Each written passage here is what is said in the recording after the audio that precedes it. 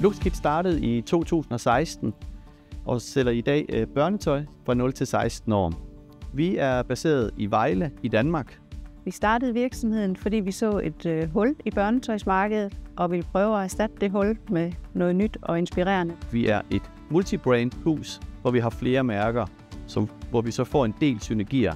I modsat til andre, der kører single brand, som måske har det svært i den fremtid, vi kigger ind i. Det, der adskiller os fra mange andre virksomheder, det er, at vi er en stor familie. Der er ingen tvivl om, at fremtiden bliver de store markedsplads og de store online-platforme. Vi besluttede at gå live på Amazon sidste år.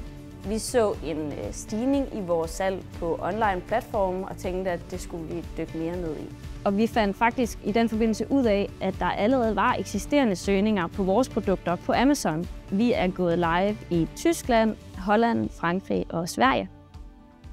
Vi oplevede stor vækst på Amazon fra dag 1. Derfor besluttede vi hurtigt at afsætte ressourcer til at afdække det her område optimalt. I vores opstart på Amazon så vi en årlig omsætning på 58.000 euro.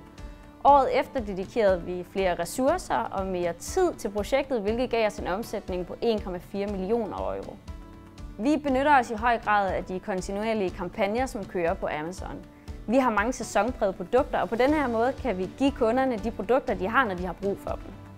Som en relativt lille virksomhed har vi haft stor gavn af FBA, som har hjulpet vores lager med at håndtere den øgede efterspørgsel, der har været på vores varer.